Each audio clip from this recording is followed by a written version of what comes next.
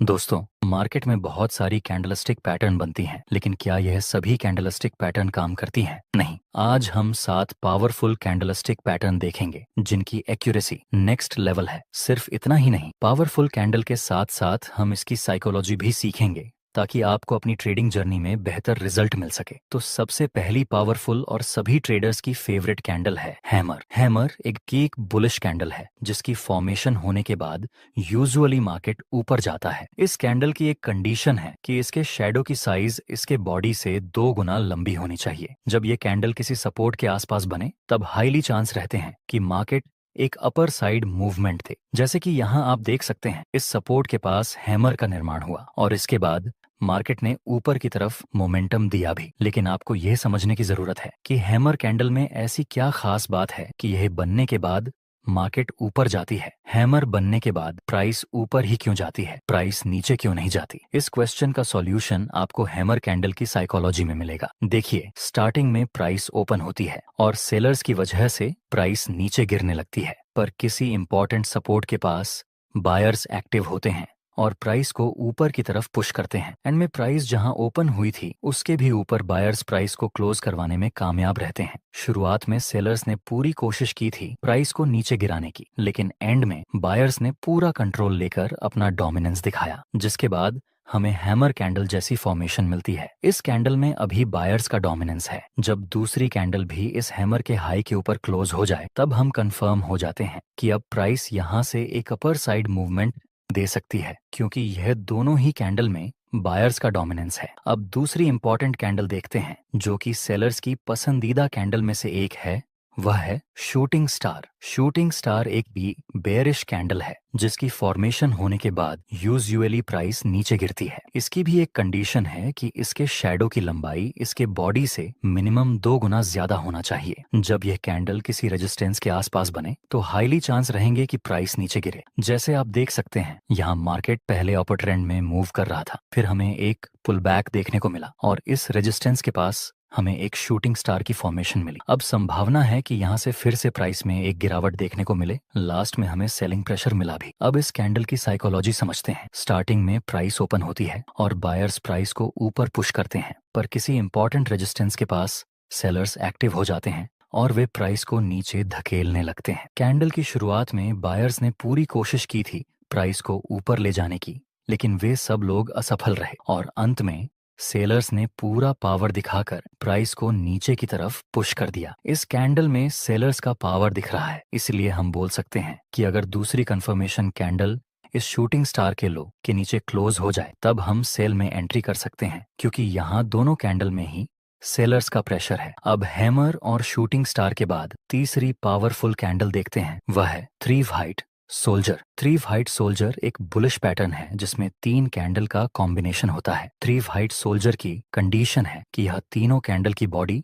ज्यादा होनी चाहिए और शैडो मिनिमम, जिसमें हर एक कैंडल की क्लोजिंग प्राइस पिछली कैंडल के हाई से ऊपर होनी चाहिए और तीनों कैंडल का कलर ग्रीन होना चाहिए। जब यह कैंडलस्टिक पैटर्न किसी सपोर्ट के आसपास बने तब इसकी एक्यूरेसी नेक्स्ट लेवल तक पहुंच जाती है। दोस्तों, क्या आप इसको three white soldier pattern consider कर सकते हैं? नहीं, इसको हम थ्री वाइट सोल्जर कंसीडर नहीं कर सकते, क्योंकि इसमें दूसरी वाली कैंडल की क्लोजिंग प्राइस इस फर्स्ट वाली कैंडल के हाई से नीचे है, इसलिए हम इसको थ्री वाइट सोल्जर पैटर्न नहीं बोल सकते। अब थ्री वाइट सोल्जर की साइकोलॉजी समझते हैं। पहली कैंडल बनती है और बायर्स का फुल पावर होने की वजह से प्राइस ऊपर ही क्लोज हो जाती है। दूसरी कैंडल ओपन होती है और इसमें भी बायर्स अपना डोमिनेंस दिखाकर प्राइस को ऊपर पुश करने लगते हैं। दूसरी कैंडल भी ऊपर ही क्लोज हो जाती है। आखिर में तीसरी कैंडल भी ओपन होने के साथ बायर्स फिर से एक्टिव हो जाते हैं और एक बार फिर से प्राइस को ऊपर पुश करते हैं और प्राइस ऊपर ही क्लोज हो जाती है। यह तीनों कैंडल में बायर्स का फुल पोटेंशियल है,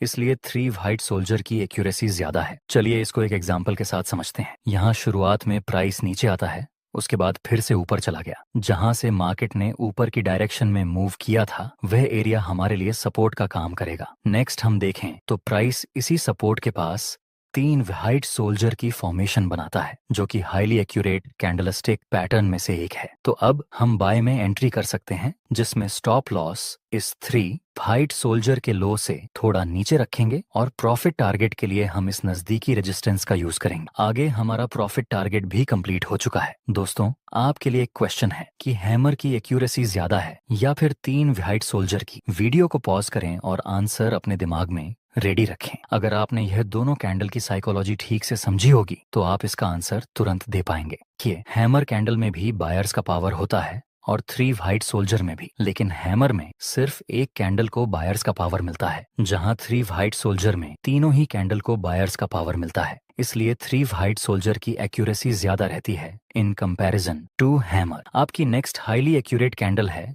3 ब्लैक क्रो। इसमें तीनों कैंडल का इतना है कि 3 ब्लैक क्रो में तीनों कैंडल का कलर रेड होना चाहिए। बाकी सारी कंडीशन 3 व्हाइट सोल्जर जैसी ही हैं। यहाँ पर आप देख सकते हैं प्राइस पहले ऊपर जाता है, फिर एक हल्का सा पुलबैक के साथ नीचे गिरता है। जहां से प्राइस नीचे गिरा उस एरिया को हम एज अ रेजिस्टेंस यूज कर सकते हैं। आगे प्राइस इस रेजिस्टेंस के पास 3 ब्लैक क्रो की फॉर्मेशन बनाता है जो एक बेरिश सिग्नल है। तो फिर अब हम सेल में एंट्री कर सकते हैं। स्टॉप लॉस इस 3 ब्लैक क्रो के हाई से थोड़ा सा ऊपर और प्रॉफिट टारगेट के लिए हम नजदीकी सपोर्ट का यूज करेंगे। नेक्स्ट, एक बड़ी गिरावट के साथ हमारा प्रॉफिट टारगेट कंप्लीट हो गया। चलिए इसकी साइकोलॉजी समझते हैं। स्टार्टिंग में प्राइस ओपन होती है और सेलर्स की वजह से प्राइस नीचे आती है और नीचे ही प्राइस क्लोज हो जाती है। दूसरी कैंडल में भी सेलर्स की एक्टिविटी ज्यादा होने की वजह से प्राइस ओपन होकर नीचे क्लोज हो जाती है और थर्ड कैंडल में सेलर्स का पावर ज्यादा होने की वजह से प्राइस ओपन होकर नीचे क्लोज हो जाती है। यह तीनों ही कैंडल में सेलर्स सेल करने में ज्यादा इंटरेस्टेड हैं, इसलिए यहाँ संभावना है कि आगे भी प्राइस नीचे गिर सकती है।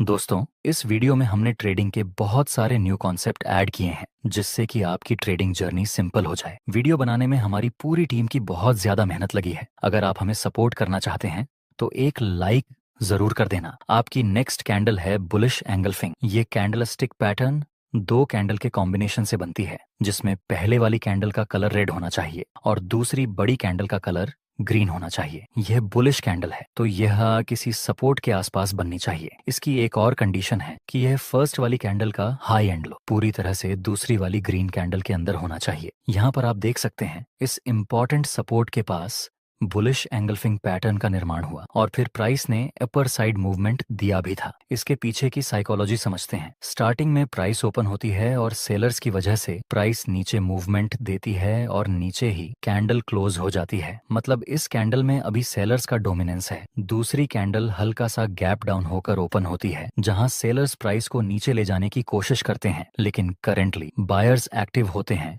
और वे प्राइस को फुल पावर के साथ ऊपर पुश करने की कोशिश करते हैं और बायर्स प्राइस को फर्स्ट कैंडल के हाई के ऊपर क्लोज करवाने में कामयाब रहते हैं। यहाँ इस कैंडल में सेलर्स का डोमिनेंस था, लेकिन दूसरी कैंडल में बायर्स का डोमिनेंस देखने को मिला। जब दूसरी कैंडल इस ग्रीन कैंडल के हाई के ऊपर क्लोज हो जाए तब हम बाय में एंट्री कर सकते हैं। इसी तरह आपकी दूसरी पैटर्न है बेरिश एंगल्फिंग। इसका निर्माण होने के बाद यूजुअली मार्केट नीचे गिरता है। इसमें यह फर्स्ट कैंडल का कलर ग्रीन होना चाहिए और सेकंड कैंडल का कलर रेड होना चाहिए। यह बात जरूरी है कि बेरिश एंगल्फिंग किसी रेजिस्टेंस के आसपास बननी चाहिए, तभी इसकी एक्यूरेसी बेहतर रहेगी। इसमें भी यह फर्स्ट कैंडल का हाई और लो पूरी तरह से इस सेकंड कैंडल के अंदर होना चाहिए। आप देख सकते हैं यहाँ इस इंपॉर्टेंट रेजिस्टेंस के पास एक बेरिश एंगल्फिंग का निर्माण हुआ और फिर प्राइस ने एक डाउन साइड की मूवमेंट दी थी। इसकी क्या साइकोलॉजी है, चलिए देखते हैं। शुरुआत में प्राइस ओपन होती है और बायर्स की वजह से प्राइस ऊपर की तरफ मूवमेंट देती है और ऊपर ही क्लोज हो जाती है। दूसरी कैंडल हल्का सा गैप अप के साथ ओपन होती है और धीरे धीरे ऊपर जाती है, लेकिन सडनली सेलर्स एक्टिव होते हैं और वे प्राइस को